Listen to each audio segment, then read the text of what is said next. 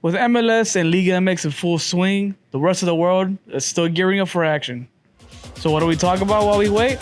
Let's dive into it. This is Between the Posts.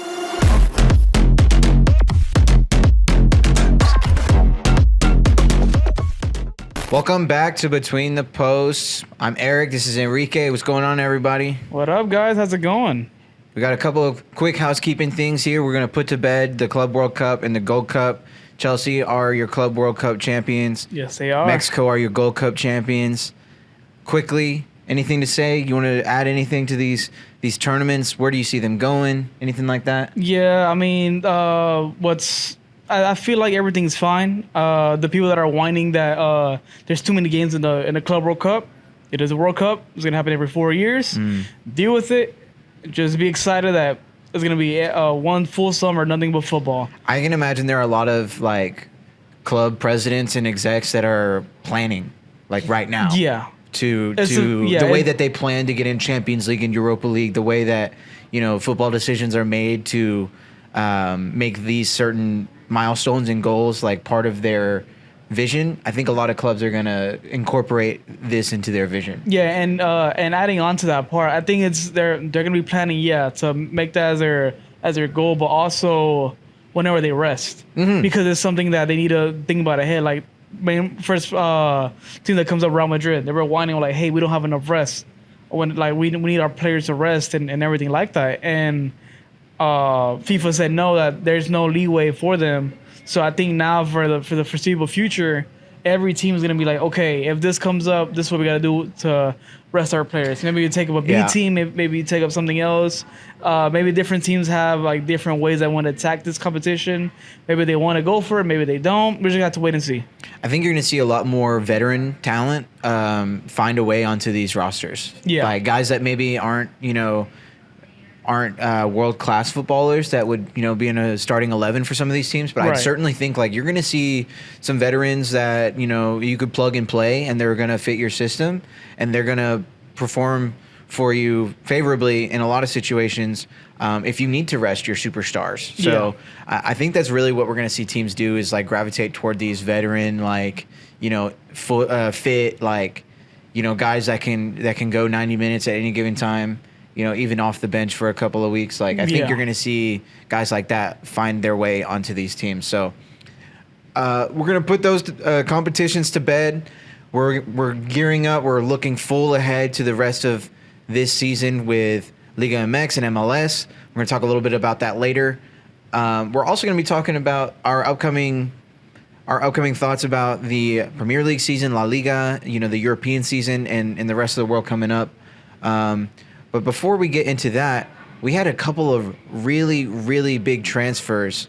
Oh, yeah. Yeah. Some of them that people were excited about. Some of them were a little bit shocking, to say the least, that we didn't think about it was going to happen, but ended up happening. So let's go ahead and talk about it. Yeah. Is there anything that just jumps off the page to you? We got a couple of names here that we can go through.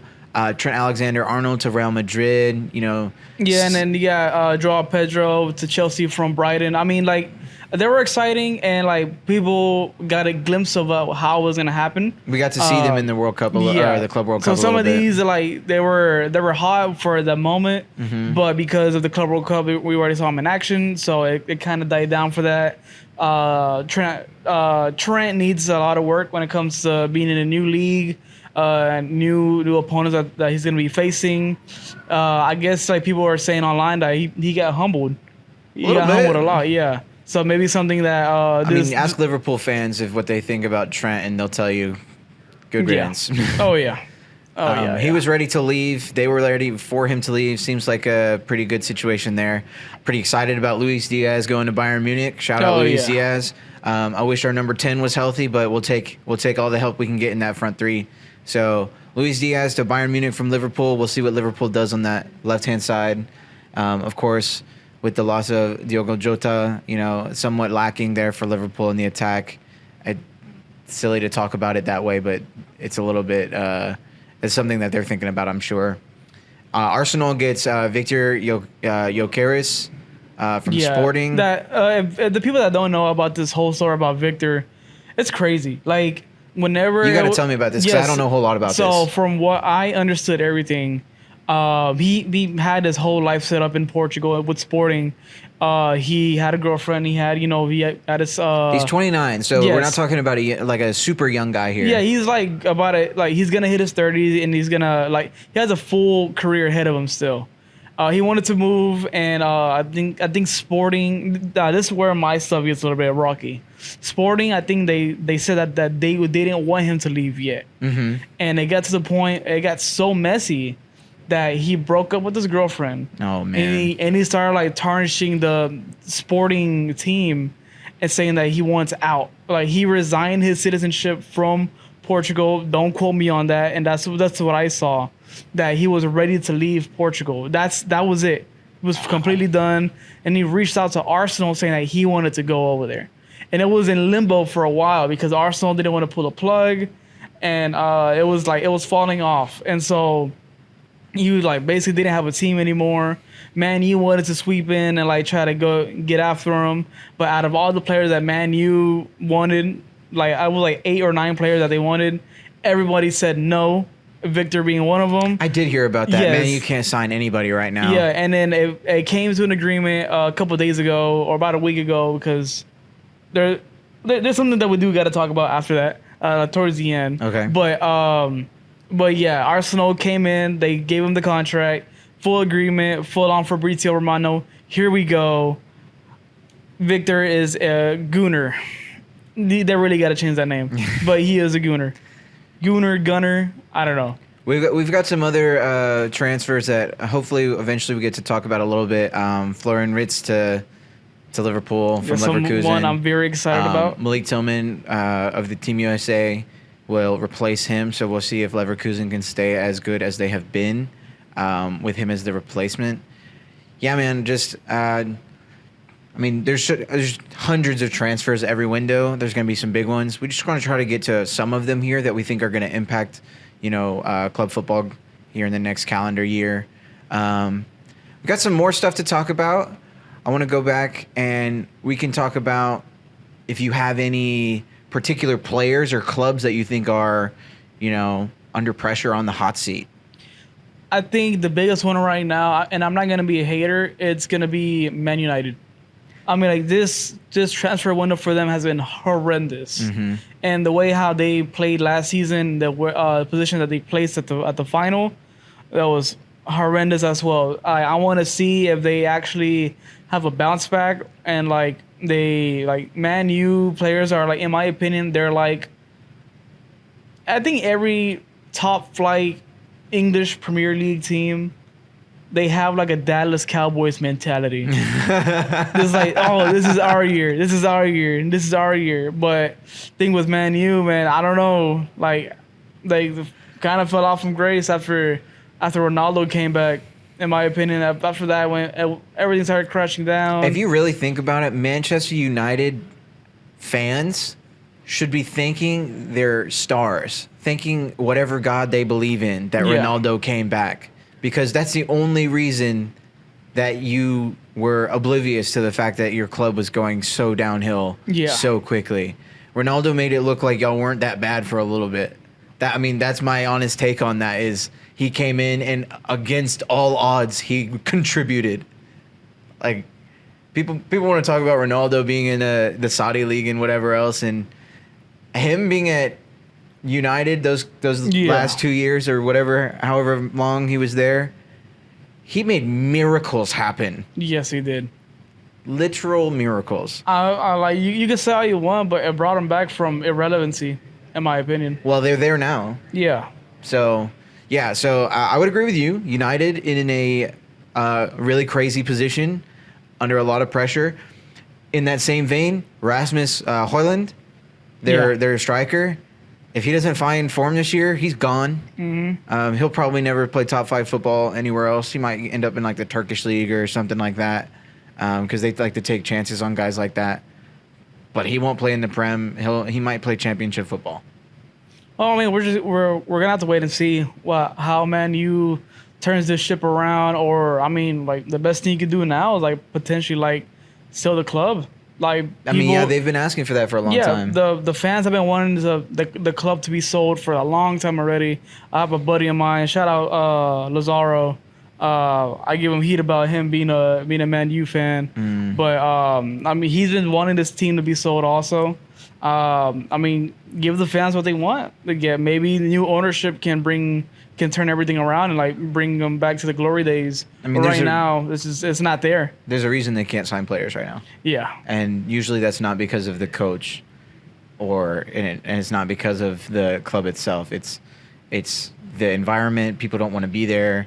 There's jokes about Rashford going to Barcelona and crying because they actually have state-of-the-art equipment. like you can't have that sort of reputation. I believe it though. I believe it. Yeah, they have the weight benches I lifted in middle school, I think, in their locker room. Yeah, I would agree with those takes. My player to watch, not necessarily under a lot of pressure, but the player I'm most excited to watch this season is Olise, winger for Bayern Munich. Is my bias, but I genuinely think that he's one of the most class players that we have right now. I think he's going to have a huge stage these next couple of years to cement himself on that right side along the likes of Thomas Muller, Aaron Robben. Like I think he's going to be that good, and I think he can be that good. So I'm looking forward to see what he brings to this season as well. Let me add one more to that. Go ahead. One more person. One more. And I'm not being biased. Gilberto Mora, one of the top players from the Gold Cup for Mexico. Watch out for him. He may be on a move potentially. Yes, I slipped my mind just a moment, but the 16-year-old phenom. Yes, he from may Mexico, be on a move to potentially Portugal. Don't the team's not coming up to my head. No, not Portugal. Brazil, Palmeiras. He may be on the move over there. 16-year-old potentially going to be market of 15 to 16 million. He may be on a move, depending if his team wants to pull the trigger. If he does, 16 million for a 16-year-old is what crazy. were you doing? What would you do at 16 years old with 16 million? I mean, go back a little bit. Dynamo 2 signed a player at 14 years old. And this was just recently too. Yeah, and he played. Yeah, and he played. He just played. And he played. He just played. Like, I forget bro, his name. what are we doing? Well, what was I doing, bro? So listen, Dynamo 2 is kind of an exception because they're like class of the United States in terms of like scouting and producing talent like early and getting them like still like professional touches early. No, I agree with you. 16 years old, I have no idea what I would be doing. You would have to ask Kevin Sullivan. Shout out Kevin Sullivan, scored his first goal for Manchester United under 21s. That's the real United States Messi right there. I shout out Christian Pulisic, and we were really excited about Christian and his ability. Kevin Sullivan is going to destroy everything we have when it comes to our expectations about U.S. soccer. He and among these some of these other cats that maybe a little bit older in that 22 range. Yeah. I mean, when Kevin finally gets to his physical maturity, that Team USA squad in the midfield is going to be so good. So, shout out Kevin Sullivan. I'm a big fan.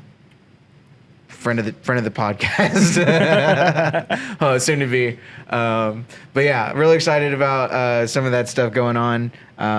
Big preseason stuff going on right now. Yeah. Preseason is winding down. In a couple weeks, the actual teams go back into camp. Not camp. They go back into their respective cities, and the league starts. We're like 2 weeks away. Yeah.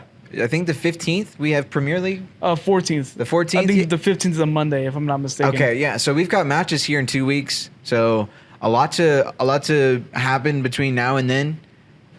Speaking of between having now and then, I want to go back real quick to the transfers. I see the notes right here.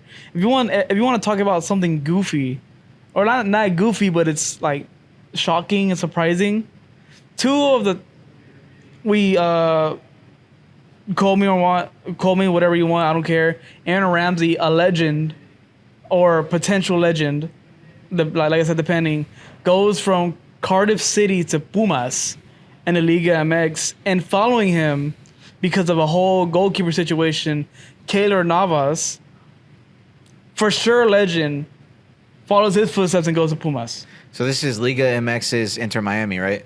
No, this is not. I don't know what the whole decision of Aaron Ramsey was to go to Pumas. Well, we didn't even talk about Rodrigo de Paul to Inter Miami. Yeah, we didn't even talk about We that. didn't even Like, talk about that, but like yeah. it's so crazy how everything happened for Pumas. I know the Pumas' goalkeeper situation is very bad. They have at least 7, but they're only playing 2.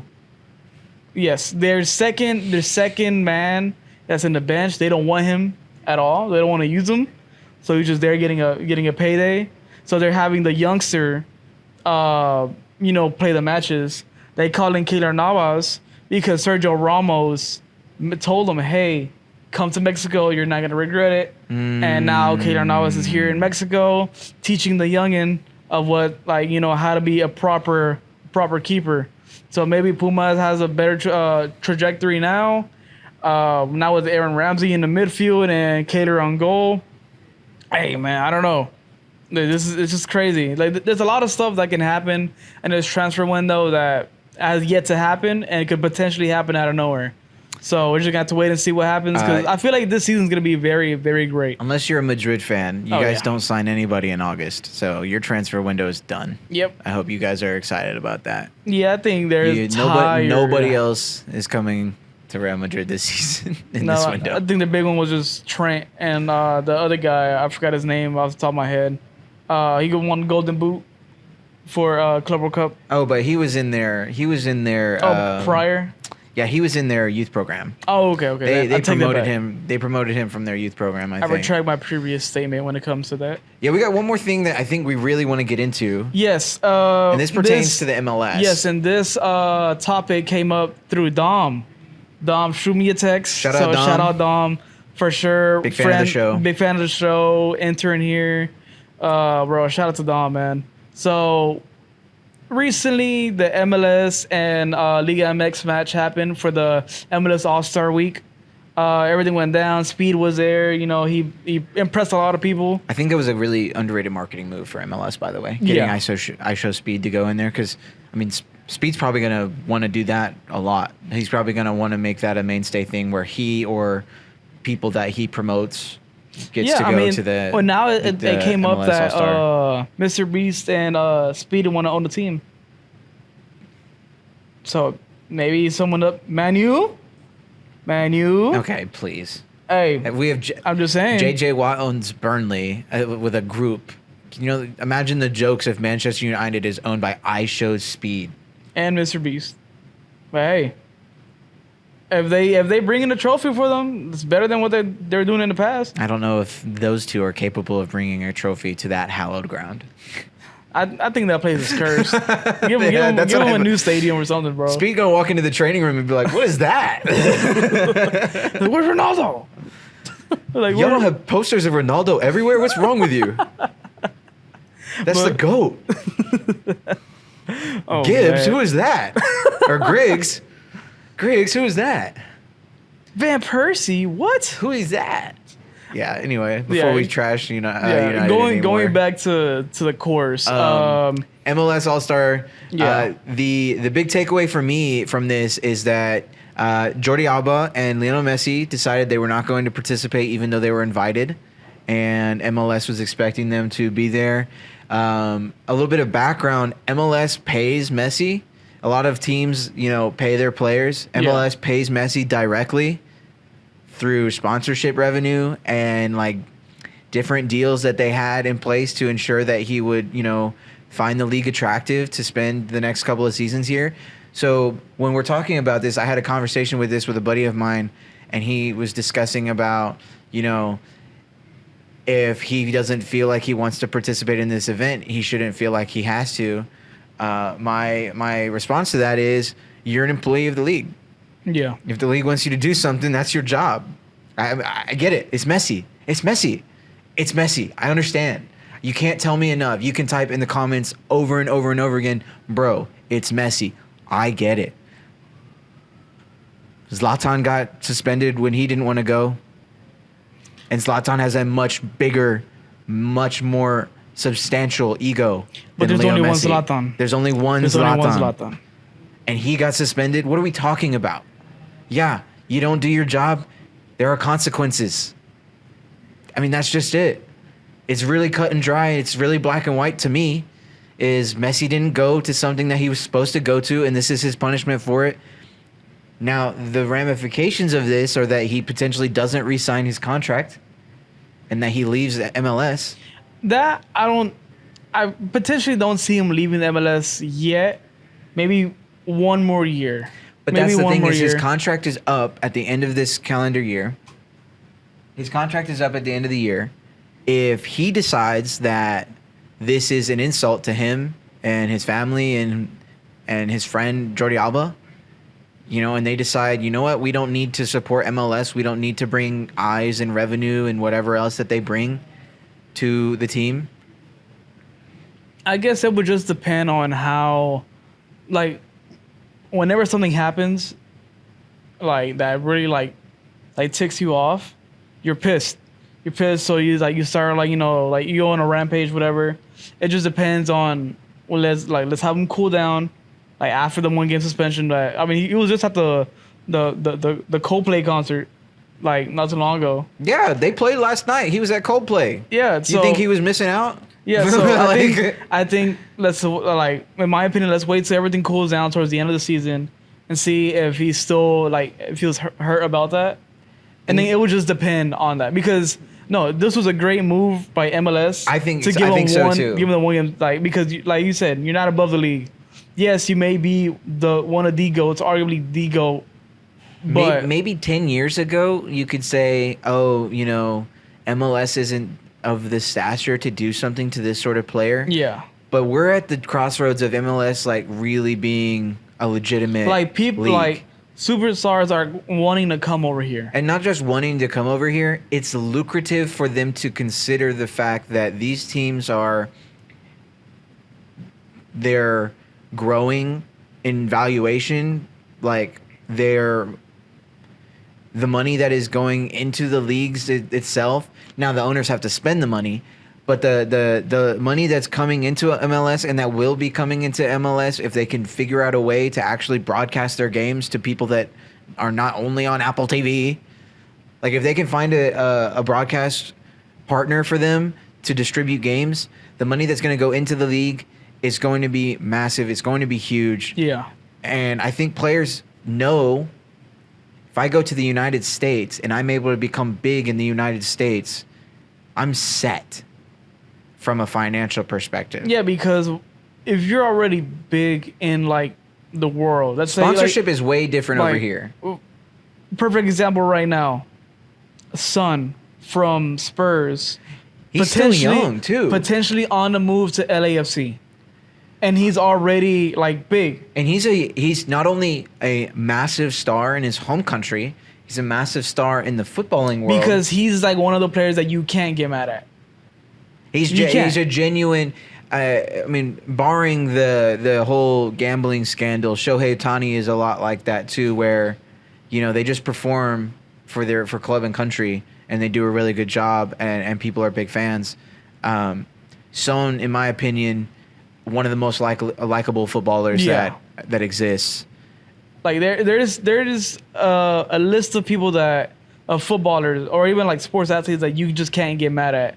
Son being one of them. He's already big in South Korea and like in the Spurs area, like In the all over Asian world. market in general, I Yes. find that he's pretty popular. And now you bring him to the States, you grow that fan base even more, and that just makes you a very wealthy guy in general. And I think it's lucrative for these MLS teams to recognize what he brings, because it's not just what they can do for him, what he can do for them. Are you bringing to LAFC? Oh my God! There The goes. Dodgers are already massive. Yep, there you go. And the LA is already massive. What a connection there. In this, like the Japanese market and like the Chinese market and all these other like Asian markets, you're gonna have a South Korean superstar playing across the street, across the road, across the town from the biggest, American Japanese superstar right now. I mean, it's going to be big for Los Angeles, I think, if they manage to make this happen. It's a lot of traffic, that's for sure. Yeah. Bring in more traffic. I mean, because like LAFC, they just lost their crown. Actually, they're no longer the worst traffic city in the U.S. It's us, aren't we? It's Washington D.C. Really? Yeah. Shout out D.C. for being the worst. Yeah, thank you. You guys suck. You suck. You're not even a whole city yet. You're is it right? DC? They're a district. Yeah, it's a district, but it's a city. Hey, but thank you for taking that, because over here on 45 and I-10 and yeah, we're third. We'll sit third. That's cool. We take third. Shout out Houston being third in everything. Third most populous city. Third worst traffic. Let's go, baby. Go. Number one in violent crime, I think. Let's go higher. Let's go. Like that. We'll cut that. Anyway. Yeah, man. We're probably gonna be wrapping up here real soon. Let us know in the comments what you've got cooked up for your team this year. Who you have winning UCL. We'll be getting into UCL and some of these other leagues and competitions. We'll make some predictions. We'll maybe slide in some dark horses. Looking at you, Arsenal fans. Today, this is your year. It's always your year. Kitten. Like you said, Dallas Cowboys mentality for a lot of these clubs. Yeah, man. I think that's going to wrap it up for us this week. I'm Eric. I'm Enrique, man. We're between the posts. Yeah. Peace out. Peace out.